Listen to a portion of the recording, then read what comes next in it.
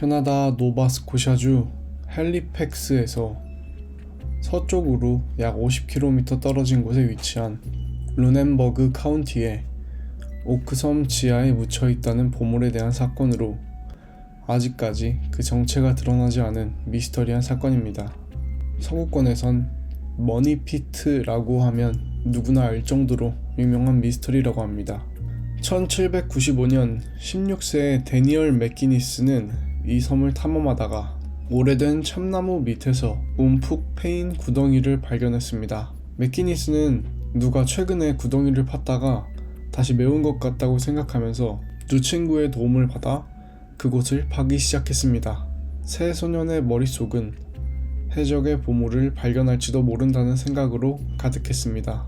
1m쯤 파고 들어간 그들은 판석층을 발견했는데요. 그리고 3m 깊이까지 파고 들어가자 참나무로 만든 평평한 대가 나왔는데 구덩이의 바닥에서 옆벽을 이루고 있었습니다. 또다시 3m를 파고 들어가자 역시 평평한 참나무대가 나왔고, 하지만 이번에는 그 참나무를 제거할 수 없어서 더 이상의 굴착을 포기했습니다. 이 소문을 들은 시미언 린즈라는 벤처 사업가가 투자가들을 충분히 확보하여 돈구덩이를 굴착할 사람을 모집하자 이제 청년이 된 과거의 세 소년들은 다시 이 구덩이로 돌아왔습니다. 그들이 전보다 더 깊이 파내려가자 더 많은 참나무대가 나왔고, 또한 더 흥미로운 물건도 발견되었습니다.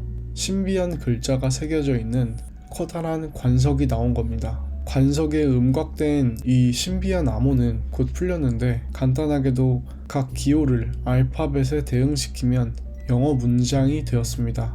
그 내용은 다음과 같습니다. 40피트를 더 파내려가면 200만 파운드가 묻혀있다. 발굴단은 용기백배하여 굴착을 재개했고 판석층을 통과했지만 곧바로 발굴 작업을 방해하는 가장 강력한 적수인 물을 만나게 됩니다. 곱게 파내려간 길은 그 지점까지는 건조한 상태를 유지했지만 더 아래로 내려가면서 구덩이 바닥에 물이 스며들기 시작했습니다. 그들이 목표 지점 50cm 정도 앞에 이르렀을 때 물이 터널의 벽으로부터 흘러들어왔습니다. 곧 새 길은 원래의 갱도 못지않게 물이 들어찼습니다. 린지의 발굴팀은 여기서 추가 발굴 작업을 포기했습니다. 1849년 또 다른 발굴팀이 돈구덩이에 도착했습니다. 이번에는 말이 견이 나는 굴착기까지 준비되어 있었습니다. 그들은 참나무층을 몇 개 더 발견한 다음 발굴 역사상 처음으로 물렁한 금속층을 발견했습니다. 또한 그들은 낡은 시계줄 같은 파편도 발견했습니다. 이제 구덩이에 보물결짝이 있다고 확신한 그들은 다시 한번 용기백배하여 밑으로 파내려갔으나 또다시 흘러들어오는 물 때문에 낭패를 보았습니다. 도대체 그 물은 어디서 흘러들어오는 것인지 궁금해진 발굴팀은 인근의 해변을 파헤쳐 보았고 놀라운 발견을 하게 됩니다. 정교하게 만들어진 5개의 배수로를 통해 바닷물이 물 웅덩이로 흘러들어왔고, 그 웅덩이에서 다시 150m 아래쪽에 돈 구덩이로 흘러드는 것이었습니다. 그 후 오랜 세월에 걸쳐 수많은 이들이 오크섬의 미스터리를 풀기 위해 도전했고, 마지막으로 1995년에 재탐사가 이루어져 탐사팀이 65m 깊이까지 파고들었지만 아무것도 발견할 수 없었다고 합니다. 결국 그 아무도 현재까지 보물을 발견하지 못했습니다. 오크섬의 보물 미스터리에는 수많은 의문점들이 있습니다. 우선 배수시설과 수압밸브 등 정교한 토목 기술을 볼 때 이 섬에 뭔가 귀중한 것이 묻혀있는 것으로 보입니다. 1970년 트리튼 얼라이언스라는 투자 집단이 오크섬의 지질 조사를 위촉했습니다. 그러나 이상하게도 그 조사 결과는 일반에 공개되지 않았습니다. 그리고 1971년 댄 블랭켄쉽이 머니핏의 북쪽에서 파내려간 시츠공에 카메라를 내려보냈을 때 카메라는 새로 발견된 수면 아래의 동굴에서 끔찍한 광경을 포착했습니다.